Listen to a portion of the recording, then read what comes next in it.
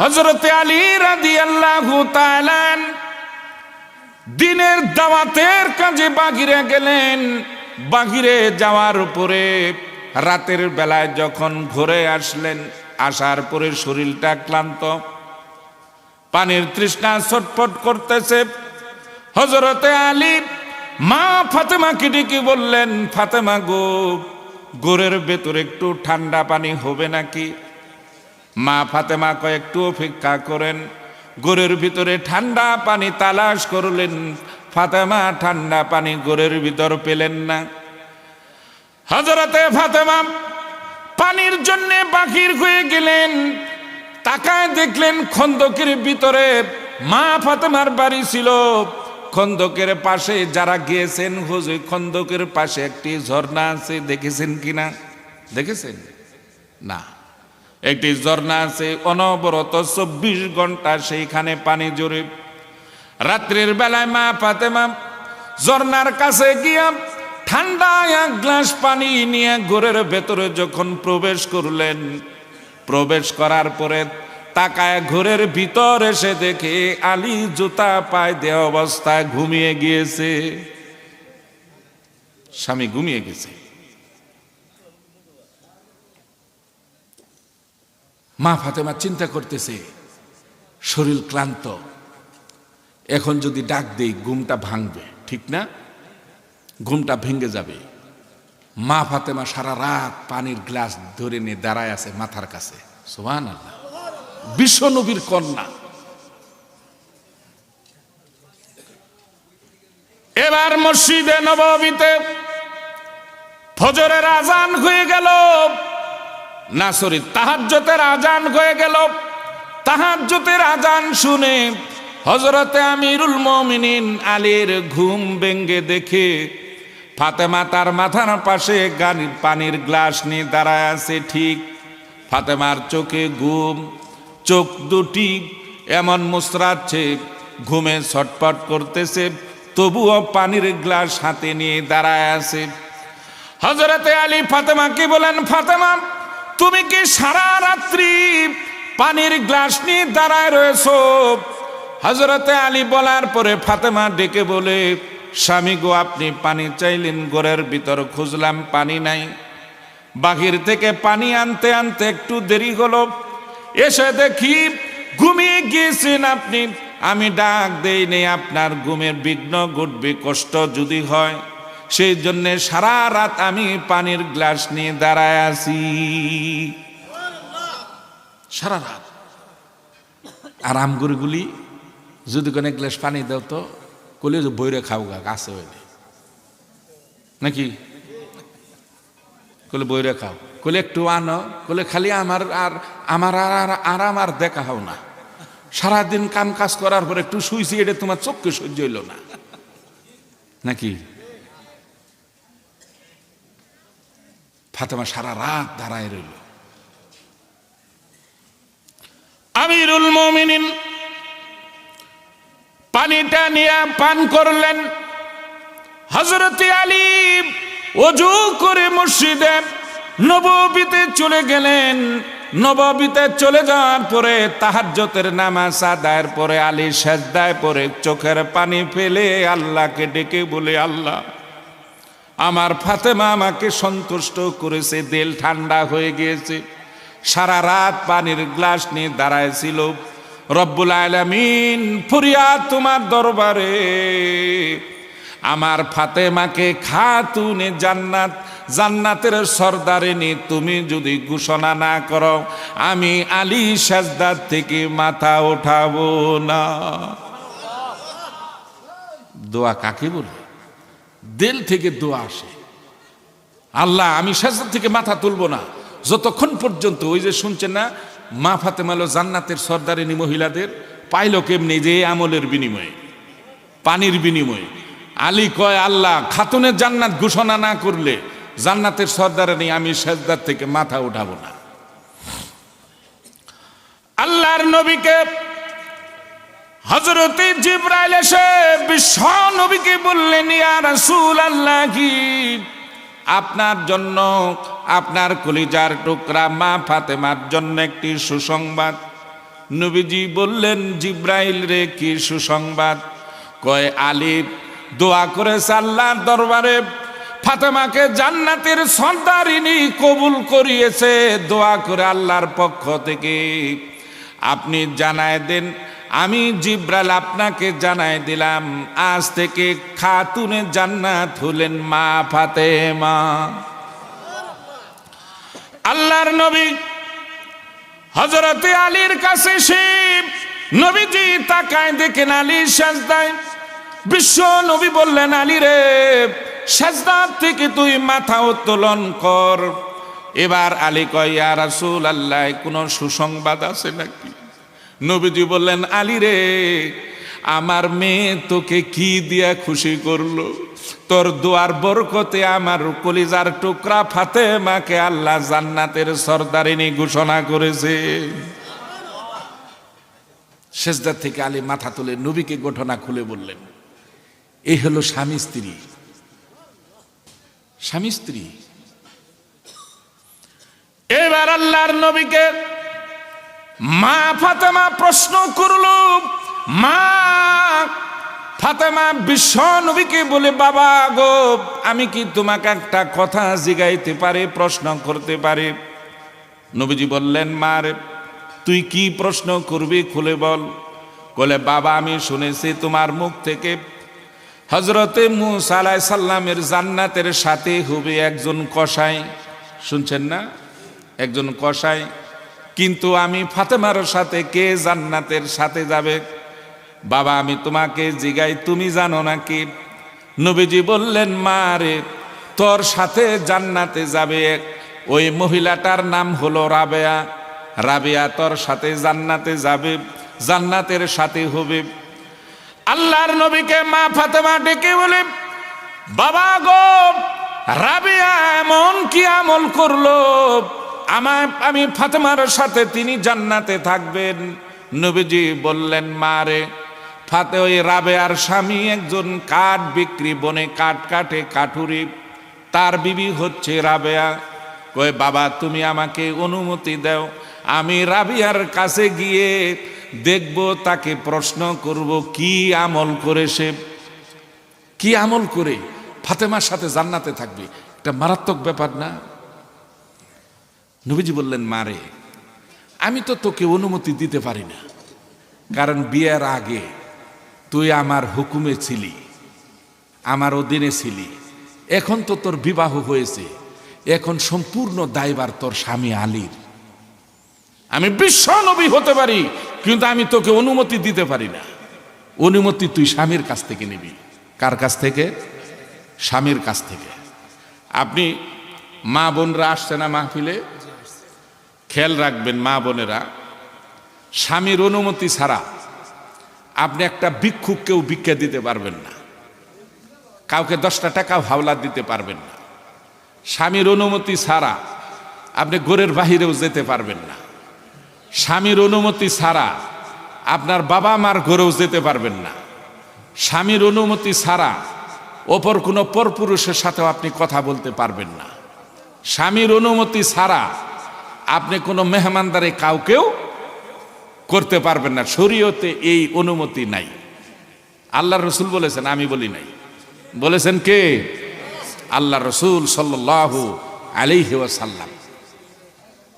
আর আমগো বিবেরে যদি কোন, আমার একটা বন্ধু থাকে, বিদেশ ছিল, সিঙ্গাপুরে আসছে, হয়তো 2-1 দিনের ভিতরে আমাদের বাসায় আসবে, বন্ধু আসবে, তো বিবিরে বলে দিছে, দেখো আমি যতটুকু চিনি বিদেশ যাওয়ার আগে ওর চরিত্র তেমন ভালো না, তুমি আবার সে আইলে তার সামনে যাও না। ঠিক? বয়ে কই কি করলে, তুমি জীবনে ওরা খ্যাতি থাকলা, তোমার মন মানসিকতার উন্নত হইল না। এত খারাপ লোককে তুমি, একটা লোক আসবে বাহির থেকে, তোমার বন্ধু সামনে গেলে কি হইব, তোমার মনে তো ছোটকে, এত সন্দেহ করো কে, তুমি বিয়ে করছো কে? হ্যাঁ, নানান তালবাহানার কথা তুলে ধরবে। বিবি স্বামীর সামনে যে কাপড়টা পরে নাই, বন্ধুর সামনে আসে সাজগুজ করে, শাড়ি পরে, সামনে চা নিয়ে আয় হাজির, ফল নিয়ে হাজির। নিষেধ করেছিল স্বামী, এটা আপনি মানেন নাই। কসম খোদার, স্বামী কোনো বিবির প্রতি নারাজ, তার কথায়, তার আচরণে, তার ব্যবহারে স্বামী অসন্তুষ্ট, স্বামী হোক মদারু, হোক জুয়ারু, হোক পৃথিবীর শ্রেষ্ঠতম খারাপ স্বামী, তবুও বিবি স্বামীর অনুমতি ছাড়া কোথাও যেতে পারবে না। এটা শরীয়ত। স্বামী চরিত্রহীনা, জুয়া খেলে জিনে ব্যভিচার করে মদ খায় ঘরে আসছে, বিবি এতটুক বলতে পারবে না তুমি মদ খাইছো কেন, দরজা খুলবো না। এ অধিকারটুকু শরীয়তে নাই। বিবি যদি আচার ব্যবহার ভালোবাসা দিয়ে স্বামীকে ঠিক না রাগ করতে পারে, তাহলে এটা ব্যর্থতা বিবির, স্বামীর না।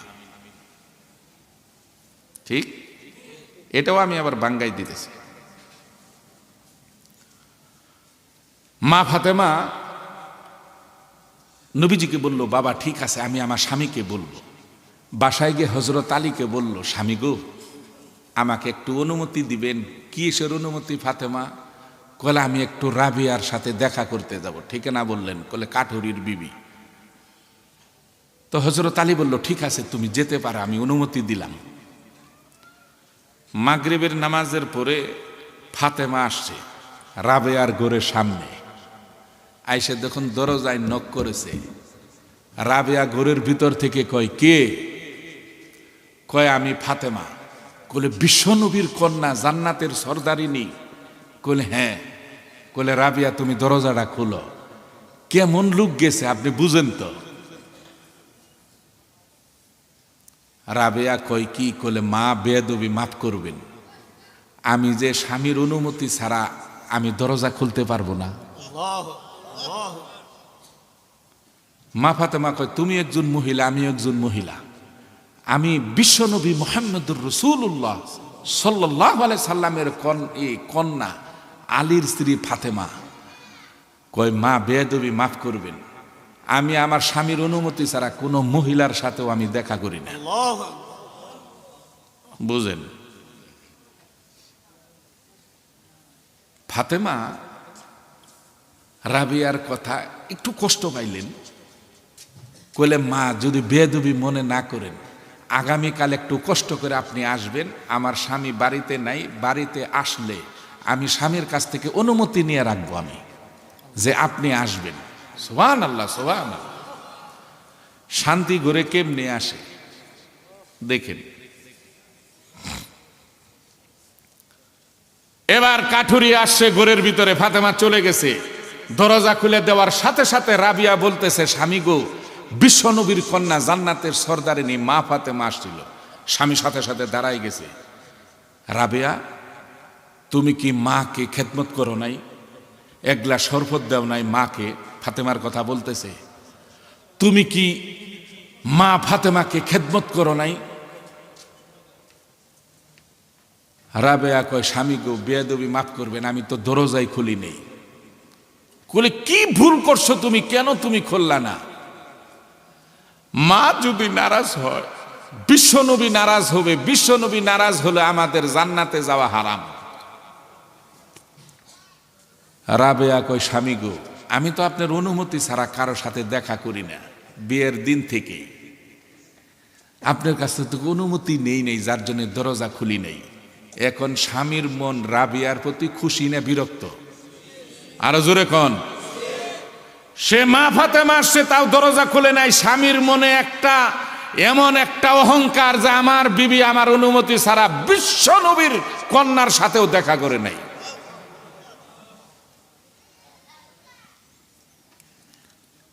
রাবেয়া কয়, স্বামী গো, আগামীকাল আবার আসবে, আমি বলে দিয়েছি, আপনি অনুমতি দিলে আমি মার সাথে দেখা করব। কাঠুরি কয়, আমি অনুমতি তোমাকে দিয়ে দিলাম, ফাতেমা মা আসলে তুমি দরজা খুলে কি বলে তুমি শুনবা। ঠিক আছে।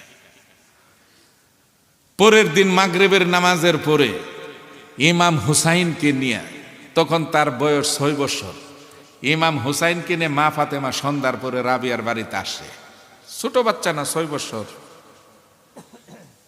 দরজা নক করছে। নক করার পরে রাবিয়া কয়, মা, আমি স্বামীর কাছ থেকে অনুমতি নিয়েছি, এখন আজকে আপনার সাথে দেখা করব।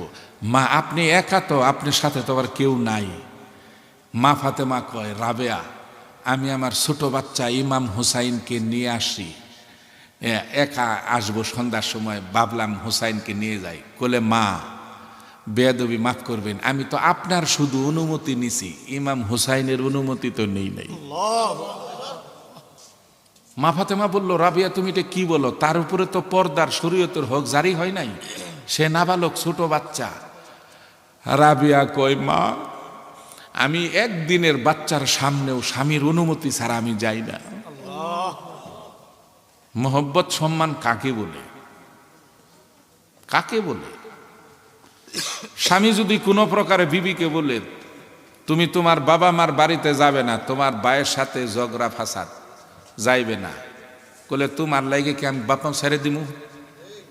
ছেড়ে দিমু? প্রয়োজনে তোমারে ছেড়ে দেওয়ার হোম, জন্মদাতা বাপ মাও তুমি অনুমতি দিলেই কি না দিলে কি তোমার সঙ্গে সংসার করলাম না নাকি? এই দিকের মহিলারা না আবার অন্যখানের কথা বলতেছে।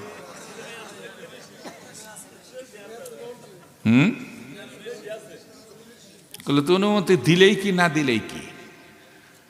বাবা মারা গিয়েছে, মা মারা গিয়েছে, স্বামী অনুমতি দেয় নাই মার লাশ দেখার জন্যে, বাবার লাশ দেখার জন্যে, বিবি যেতে পারবে না। জীবিত তো দূরের কথা।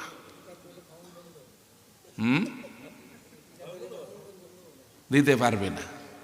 জান্নাত মামার বাড়ির আবদার না। কঠিন জিনিস স্বামী স্ত্রীর দাম্পত্য জীবন, কঠিন জিনিস।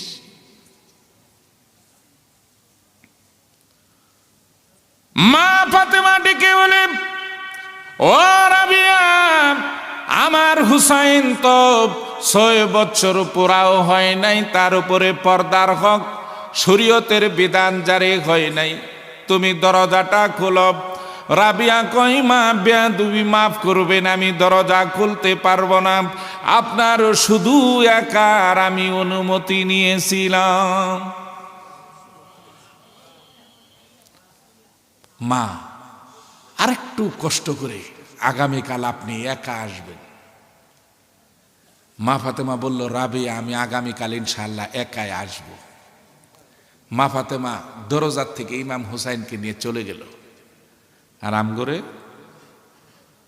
খালি যদি মনে করেন কোন নেতা হে এমপি সাহেব বাড়িতে, স্বামীর গোষ্ঠী গিলাই হের অনুমতির আশায় এমন এমপি সাহেব আইছে, হ্যাঁ এমপি সাহেব আইছে, স্বামী ও বুঝে কি? ও হলো খেত মার খা, ভদ্রতা কিছু বুঝে? মনে করেন দরজা খুলে নাকি? এখন আপনি এটা আবার পুরুষেরও একটা, খালি মহিলাদের বললে হবে না, পুরুষেরও দোষ আছে। পুরুষের দোষ কোনটা? মনে করেন বাবাই জমি বিক্রি করে পাঠাইছে ইউরোপে, মাথার গাম পায়ে ফেলা, ঠিক? বা 3 বছর থাকার পরে বাবাই ফোন দিছে, বাবা তোমার জন্য পাত্রী দেখছি, এবার আইলে বিয়ে করামো তোমারে, ছুটি 3 মাসের নিয়ে আইসো। কলে হাসাই নেই? কলে হ। আবার বাবা ফোনেও কইছে, বলে দেখো তোমার সাথে যোগাযোগ করতে পারি না, আমার জন্য একটা মোবাইল নিয়ে আইসো, ঠিক? বাবার জন্য 1100 মডেল নোকিয়া এত নিয়ে একটা সেট কিনে নিয়ে আনছে। ওই যে শুনছে বিয়ে করাবো, বইয়ের লেগে টাচ মোবাইল, আইফোন, বিয়ে কিন্তু করেই নেই, টাচ মোবাইল রেডি। যাই হোক বিয়ে হয়ে গেল।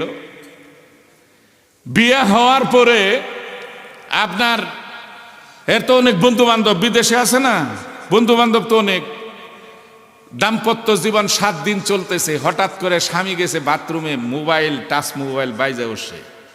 পোড়াবাড়ি বাজারের একটা কসমেটিক্সের দোকান, তার বন্ধু ফোন দিছে, দেখ বন্ধুটা কই। বাথরুম থেকে আপনি কইলেন, এ দেখো তো কে ফোন দিছে, রিসিভ করো। রিসিভ করছে, দেখে যে মহিলার গলা। মনে করুন যে ফোনটা দিয়েছে পোড়াবাড়ি বাজারের কসমেটিক্সের দোকানের মালিক, এই বেটা আবার কন্যা রাশি, বুঝলেন আপনি? মনে করেন ফোন যখন বাবি রিসিভ করছে, 2 মিনিট এই সব কামাইরা লাইছে, বাবির নাম্বারও নিছে। মনে করেন 2 মিনিটে জমায় হেলাইছে, কেমন আছেন ভাবি, হেনতেন আসতে পারি নাই, বাজার একদিন আইসেন, ঠিক আছে, নাম্বারও নিছে। ছুটি শেষ, বন্ধু চলে গেছে। চলে যাওয়ার পর ওই যে কন্যা রাশি হে মাঝে মধ্যে রাত্রে ফোন দেয় দোকান বন্ধ করে। তো একদিন শাশুড়ি জিগায় বৌমা এত রাত্রে কার সঙ্গে কথা কও তুমি?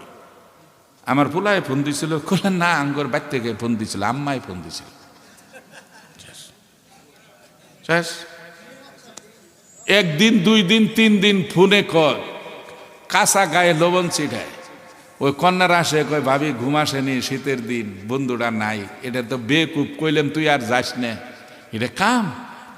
কলে ভাই দুঃখের কথা কি কমু, এই বিবি কয়। কলে আইসেন একদিন দোকানে, আইসেন বিকালে। তাই আসছে 1400 টাকার মনে করেন কসমেটিক্স কিনছে, টাকা বাই করতে ধরছে। বন্ধু কই কি ভাবি এটা আপনি আমাকে লজ্জা দিলেন, আপনার কাছ থেকে আমি টাকা নিব? এই যে টুপ ফেলাইল, মনে করে এই যে টুপ যে ফেলাইছে, আস্তে আস্তে মনে করে 1 দিন 2 দিন 1 মাস 2 মাস 3 মাস ইউরোপ থেকে টাকা আসে বিবির অ্যাকাউন্টে। আসার পরে 10 12 15 লাখ টাকা হয়েছে। একদিন কন্যা রাশির সামনে দোকান বন্ধ করে বিদায়। তাহলে সুযোগটা দিলাম স্বামী আমি, মোবাইল কেন রিসিভ করাবো? আর বিবিকে টাচ মোবাইল কিনে দেওয়া মানে শয়তানের গলায় রশি লাগানো। আপনারা যতই কোক তুমি থাকো না, একটা মোবাইল দিলে ওয়াজ টোয়াজ শুনবো। অনেক হুজুরা ওয়াজ করে, এগুলো হলো বুয়া। ওয়াজ কিন্তু শুনে না, ওয়াজ শুনে, ওয়াজ শুনে না। এই কাম জীবনেও করেন না। আপনি বিবাহ করেছেন, আপনার বিবি মোবাইল নেই, আপনার বিবিকে তাফসীরের কিতাব কিনে দিবেন। নবীদের জীবনী, সাহাবীদের জীবনী, ওলি আল্লাহদের জীবনী, এইগুলো বই, নিয়ামুল কোরআন, এগুলো কিনে দিবেন। কোলে অবসর টাইমে তুমি কিতাব পড়বা, তার মন ভালো হবে, ইবাদত বন্দেগীতে লিপ্ত হবে, আল্লাহর রসুলকে মহব্বত করে ভালোবাসবে। টাচ মোবাইল কিনে দেন না, এই কাম জীবনেও করেন না, বুঝছেন নি? মোবাইলের কি নিশা। আমার একটা ছেলে পড়ে মিশর আল আজহার বিশ্ববিদ্যালয়, সময় হাফেজ মৌলানা, কিন্তু তো হের বোনের সাথে আলাপ করে আমার মেয়ের সাথে কলে, শোনো বাবার যে এত গাড়ি বাড়ি সম্পদ, এগুলো আমার কিচ্ছু দরকার নেই। তুই কলে ভাইয়া তোমার তাহলে কি দরকার? কলে বাবাই যদি একটা মোবাইল কিনে দিত আমার, দুনিয়ার আর কিচ্ছু লাগতো না আমার। বুঝেন, আমি তার কিনে দিই নাই। এখন কিন্তু আর দরকার নেই, আল্লাহর রহমতে একটা লাইনে উঠে বসছে। মোবাইল হল আর একটা নষ্টের মূল। এখন মা ফাতেমা চলে গেলেন। 3য় দিন মাগরিবের পরে মা ফাতেমা আসছে আবার রাবেয়ার বাড়িতে একা। এবার রাবিয়াকে ডাক দেওয়ার সাথে সাথে রাবিয়া বলল, মা আপনি একা আসছেন? বলে হ্যাঁ। দরজা খুলে দিয়েছে, বসাইছে, শরবত বানাই দিছে। রাবিয়ার মাথার চুল দিয়া এই মা ফাতেমার পাটা মুছাই দিয়েছে। খেদমতের কমতি নাই, বসাইছে টুল উঁচু জায়গা। মা ফাতেমা রাবিয়াকে ডেকে বলেন, ও রাবিয়া, আমি তোমার কাছে জানতে এসেছি তুমি এমন কি আমল করো, ইবাদত করো দিনে রাত্রে, খাতুনি জান্নাত, জান্নাতের সর্দারিনী মা ফাতেমার সাথে তোমার জান্নাত হবে। বলো তো কি আমল করো তুমি? রাবিয়া কয়, মা আমি তো তেমন কিছু আমল করতে পারি না, আমি তো আমল তেমন করি না। তবে মা একটা কথা কি বলে, যেই দিন থেকে আমার বিবাহ হয়েছে সেই দিন থেকে অদ্যবধি পর্যন্ত আমি আমার স্বামী অসন্তুষ্ট হবে, বিরক্ত হবে, রাগ করবে, এমন কোনো কাজ আমি করি না। এবং আমি আমার স্বামীর অনুমতি ছাড়া ঘরের দরজা থেকে বাহিরে যাই না, এবং আমার স্বামীর অনুমতি ছাড়া আমি কারো সাথে সাক্ষাৎও করি না, যার প্রমাণ আপনি। মা ফাতেমা ডেকে বলে, ও রাবিয়া, এই আমল স্বামীর প্রতি তোমার মহব্বত, ভালোবাসা, সম্মান, ইজ্জত তোমাকে আল্লাহ রাব্বুল আলামিন জান্নাত পর্যন্ত পৌঁছায় দিয়েছে। পিছনের দিক তাকায় দেখে ফাতেমা বালিশের পাশে একটা রশি আর একটা লাঠি। মা ফাতেমা বললেন, রাবেয়া, বালিশের পাশে রশি এবং লাঠি কেন, এইগুলো কে এখানে? এইবার রাবেয়া ডেকে বলে, মা, আমার স্বামী সকালবেলা ফজরের নামাজ পড়ে কুরআন নিয়ে জঙ্গলের ভেতরে ঢুকে সারাদিন কষ্ট করে কাঠ কাটে। আমার স্বামী ওই কাঠ নিয়ে বাজারে যায় বিক্রি করে। সন্ধ্যার পরে যখন বাজার থেকে ঘরের ভেতরে আসি, আসার পরে আমি আমার স্বামীর যথাসাধ্য খেদমত করি, আমার স্বামীকে আমি সেবা করি, আমি আমার স্বামীকে ভালোবাসি। রাত্রের বেলায় শোয়ার পরেও আমার স্বামীর সাথে যাতে কোনো বেয়াদবি না হয় যথাসাধ্য আমি ফিকির করি। ও মা, ফজরের নামাজের পরে আবার আমার স্বামী যখন জঙ্গলে যাবে কাঠ কাটতে, আমি আমার স্বামীকে বলি, স্বামী গো, আপনি ঘরের ভিতর আসার পর থেকে এখন পর্যন্ত আমার আচরণে, আমার ভাষায়, আমার কথায়, আমার ব্যবহারে যদি আপনি কষ্ট পায় থাকেন, আর রাতের বেলায় আমার পা যদি আপনার শরীরে লেগে থাকে, যদি বেয়াদবি হয়ে যায়, আমার স্বামী গো, আল্লাহর হস্তে আমাকে ক্ষমা করে দেন। আর যদি আমাকে ক্ষমা না করেন, মনে যদি কষ্ট থাকে, এই যে রশি আছে আমার হাত পা গুলি আপনি বেঁধে, এই যে বেত আছে, এই বেত দিয়ে আমাকে বেত্রাঘাত করুন, যতক্ষণ পর্যন্ত না আপনার মন ঠিক না হবে, কষ্ট দূর না হবে, ততক্ষণ পর্যন্ত রশি দিয়ে আমাকে বেঁধে বেত্রাঘাত করুন। এই জন্য আমি রশি আর লাঠি রেখেছি, যাতে স্বামীর এটাও আনতে কষ্ট না হয়। মা ফাতেমার চোখের পানি টলমল করতেছে এবং মা ফাতেমা আল্লাহর দরবারে শুকুর গুজার করলেন। এই প্রকৃত স্বামীর মহব্বত রাবেয়ার কাছ থেকে শিখতে হবে।